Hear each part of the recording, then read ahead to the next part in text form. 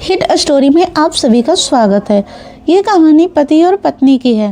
आपको कहानी बहुत पसंद आने वाली है। सिया की शादी 21 साल की उम्र में हुई थी। वह खूबसूरत और संस्कारी थी, लेकिन किस्मत ने उसके साथ अच्छा नहीं किया। उसके पति आर्यन को शराब की लत थी। शादी के शुरुआती दिनों में ही सिया को यह एहसास हो गया कि वह कभी भी एक अच्छा जीवन साथी नहीं बन सकता। आर्यन अक्सर रात में नशे में धुत होकर आता और बिना कोई परवाह किए सो जाता। सिया कई रातें तन्हाई में बिताती रही, बिना किसी अपनापन या प्यार के। धीरे धीरे यह दूरी इतनी बढ़ गई कि दोनों पति पत्नी सिर्फ नाम के रह गए। सिया का शरीर जवान था, उसकी कुछ जरूरतें थी, लेकिन उसके पाए पति ने कभी उन पर ध्यान नहीं दिया। शादी के 11 साल बाद जब हालात और खराब हो गए तो सिया ने अपनी मायके वापस लौटने का फैसला कर लिया। अब वह अपने पिता के घर रहती थी, जहां भाई भाभी और उनके बच्चे थे। परिवार उसे प्यार देता था, लेकिन दिल की तन्हाई कोई दूर नहीं कर सकता था। विवेक बचपन से ही अपनी बुआ का लाडला था। जब वह छोटा था तो बुआ उसे गोद में खिलाती, कहानियां सुनाती, उसके बालों में उंगलियां फिराती थी। लेकिन अब वह बड़ा हो गया था, एक जवान 22 साल का नौजवान, जिसकी मासूमियत अब मर्दानगी में बदल रही थी। गर्मियों की छुट्टियों में जब वह गांव आया तो उसने बुआ को पहली बार एक अलग नजर से देखा। साड़ी में लिपटी उसकी बुआ उसके सामने से गुजरती तो उसके चाल में एक अजीब कोशिश महसूस होती। यह पहले भी खूबसूरत थी, लेकिन जब उसकी आंखों में एक अजीब सी तलब, एक अनकही प्यास छलकती थी। इस बार भी गांव का माहौल हमेशा की तरह शांत और अपना सा था। गर्मियों की दोपहर की सूरज की रोशनी आंगन की में बिखरी हुई थी। घर के सभी लोग अपने अपने कामों में व्यस्त थे। तभी दरवाजे पर किसी ने दस्तक दी। सिया की भाभी ने अंदर से आवाज लगाई, अरे कोई है, देखो तो कौन आया। दरवाजे पे खड़ा लड़का अपनी मुस्कान दबाए हुए था। विवेक वापस लौट आया था। जैसे ही घर में हलचल मच गई, उसकी माँ दौड़ कर आई, उसे गले लगाया। पिता ने सर पे हाथ फेरा। छोटे भाई बहन उससे लिपट गए और फिर वह उसकी तरफ देखा। सिया साड़ी में लिपटी हल्के भीगे बालों के साथ उसकी बुआ उसे देख रही थी। विवेक ने बाहों फैलाई और बोली, बुआ मिलोगी नहीं? सिया हिचकिचाई, लेकिन अगले ही पल विवेक ने उसे अपनी मजबूत बाहों में भर लिया। गर्मियों की दोपहर में भी एक अजीब सी ठंडक उसके भीतर उतर गई। उसकी सांसों में एक अलग महक थी, उसकी पकड़ में एक अजीब ताकत। सिया ने खुद को तुरंत अलग किया और बोली, बस बस, बड़ा हो गया है तू, अब इतना कसकर मत पकड़ा कर। उसने मुस्कुराने की कोशिश की, लेकिन उसकी आवाज हल्की कांप गई। विवेक ने भी उसकी आंखों में कुछ अजीब देखा, जैसे उसने खुद को रोक लिया हो। विवेक के आने के बाद माहौल और भी खुशनुमा हो गया। खाना खाते वक्त सभी हंस बोल रहे थे, लेकिन सिया अब तक थोड़ी असहज थी। उसकी धड़कनें अभी भी उस लम्हे को याद कर रही थी जब विवेक ने उसे अपनी बाहों में लिया था। कितने सालों बाद किसी मर्द की पकड़ उसने महसूस की थी। रात को जब सब सोने चले गए, विवेक बरामदे में बैठा था। वह अजीब सा महसूस कर रहा था। उसने सोचा, बुआ को गले लगाते ही ऐसा क्यों लगा, जैसे कुछ बदल गया हो। उसका मन बेचैन था। तभी सिया थी पानी लेने आई। उसने पूछा, सोया नहीं अभी तक? विवेक ने कहा, नींद नहीं आ रही बुआ। सिया पास आकर बैठ गई। चांदनी रात थी, हल्की ठंडी हवा बह रही थी। विवेक ने कहा, अजीब लग रहा है वापस आकर, लगता है सब कुछ बदल गया है। सिया ने उसकी तरफ देखा और कहा, बदला नहीं है बेटा, तू बड़ा हो गया है, अब चीजें अलग महसूस होती है। विवेक उसकी आंखों में देखने लगा। सिया कुछ देर चुप रही, फिर उठकर जाने लगी, लेकिन जाते जाते उसका दुपट्टा विवेक के हाथ से हल्का सा छू गया। फिर रात गहरा हो चुकी थी। गांव में चारों ओर सन्नाटा था। घर के सभी लोग अपने अपने कमरों में सो चुके थे, लेकिन विवेक की आंखें में नींद नहीं थी। वह चरपाई पे लेटा छत को घूर रहा था। तभी अंदर के कमरे में हलचल हुई। सिया उठकर रसोई में गई, शायद पानी लेने। विवेक के दिल में अचानक अजीब सी हलचल हुई। वह भी उठकर बाहर आया और बिना कुछ सोचे किचन की तरफ बढ़ गया। सिया गिलास में पानी भर रही थी, पीठ दरवाजे की तरफ थी और चांद की रोशनी में उसका साया दीवार पे पड़ रहा था। विवेक चुपचाप दरवाजे के पास खड़ा हो गया। उसने बुआ को इस तरह पहले कभी नहीं देखा था। सिया ने पानी पिया और जैसे ही पलटी, विवेक को दरवाजे पे खड़ा देखकर चौंक गई। उसने कहा, अरे तू यहाँ सोया नहीं? विवेक ने धीमी आवाज में कहा। प्यास लगी थी। सिया ने दूसरा गिलास भरा और उसकी तरफ बढ़ाया। जब उसने गिलास पकड़ा तो सिया की उंगलियां उसके हाथों से हल्की सी छू गई। बस एक छुआ, लेकिन जैसे पूरे शरीर में एक हल्की बिजली दौड़ गई। सिया ने तुरंत हाथ पीछे खींच लिया और जल्दी से बाहर निकल गई। अब सो जा, देर हो रही है। लेकिन विवेक अब भी वहीं खड़ा था, अपने हाथों को देखता हुआ, जहां अब भी कुछ सेकंड पहले बुआ की उंगलियों को गर्मी थी। फिर अगली सुबह जब विवेक उठा तो घर के सभी लोग अपने अपने कामों में लगे हुए थे। सिया आंगन में झाड़ू लगा रही थी। जब उसकी नजर विवेक से मिली तो वह कुछ पल के लिए ठिठक गई। रात वाली हल्की बेचैनी उसकी आंखों में अब भी थी। विवेक मुस्कुराया और बोला, गुड मॉर्निंग बुआ, चल मुंह हाथ धो ले और नाश्ता कर ले, सुमन ने जल्दी से कहा और वापस झाड़ू लगाने लगी। फिर उसी दोपहर हल्की हल्की हवा चल रही थी, लेकिन वातावरण में एक अजीब सी गर्मी थी। घर के बाकी लोग खेतों पे गए हुए थे, बस सिया और विवेक ही घर पे थे। सिया नहाने के बाद अपने कमरे में आई।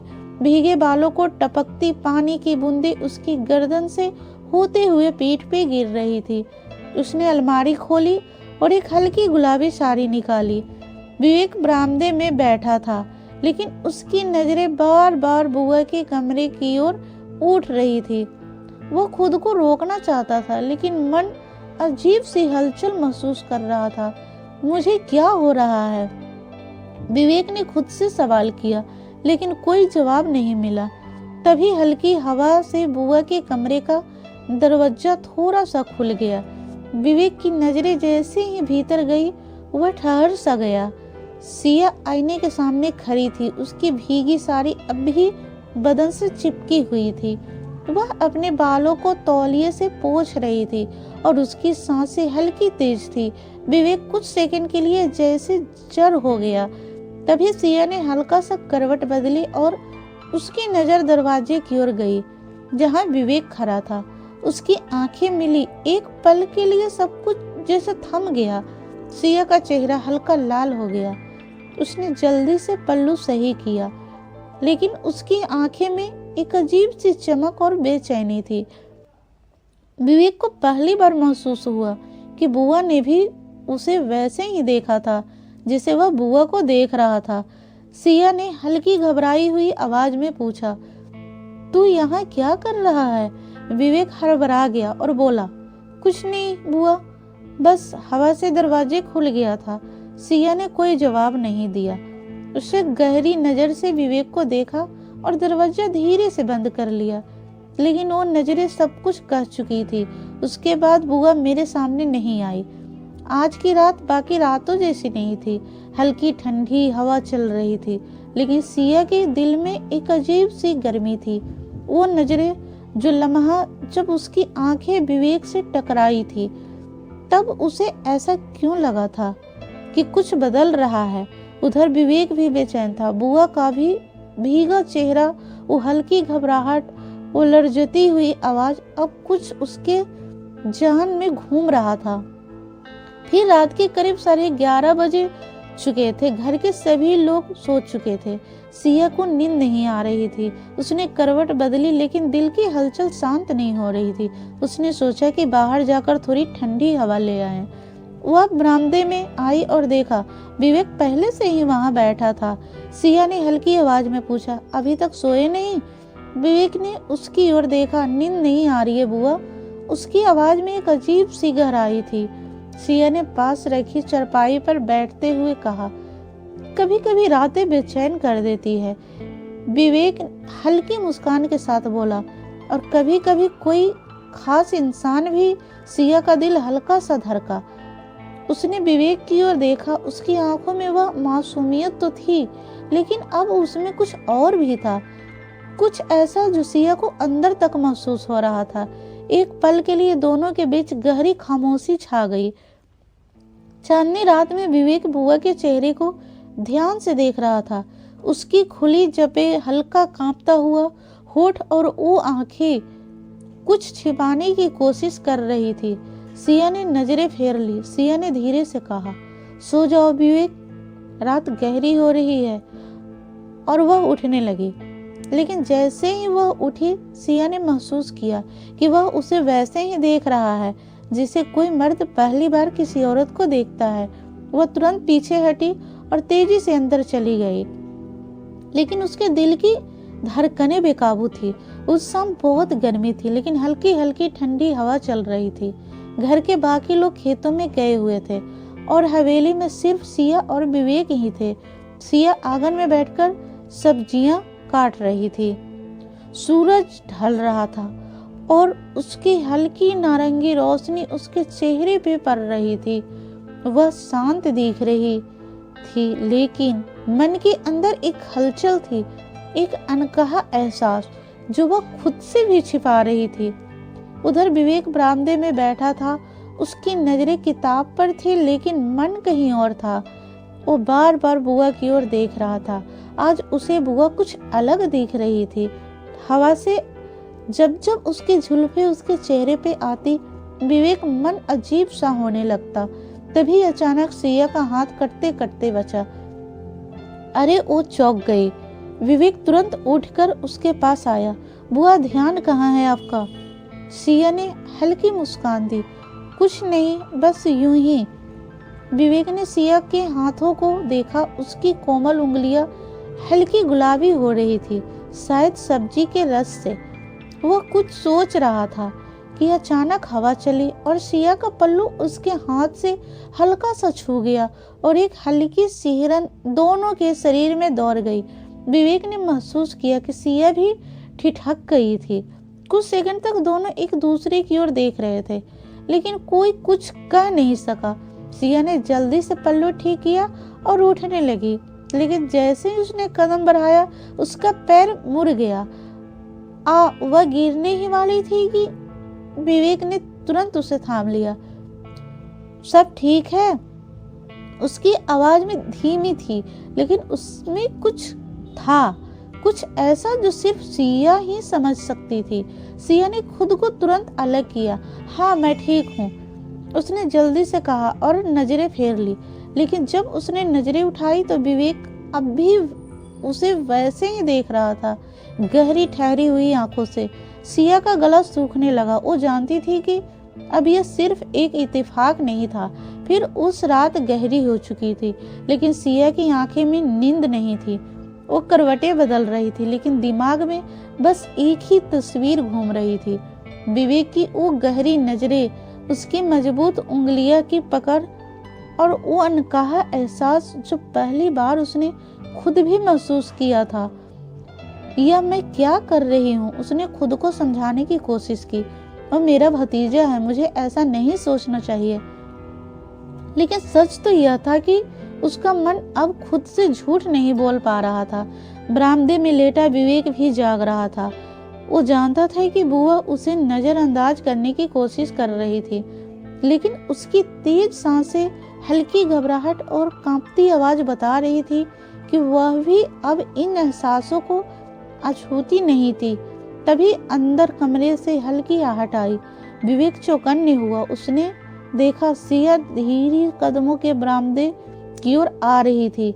उसने खुले बाल हल्की हवा में उड़ रहे थे। चांदनी रात में उसकी साड़ी का पल्लू हल्का सा कंधे से खिसक गया था। उससे उसकी गर्दन की हल्की चमकती त्वचा झलक रही थी। विवेक की धड़कन तेज हो गई। सुमन भी खुद को रोकने लगी थी। सिया आकर बरामदे में खड़ा हो गया।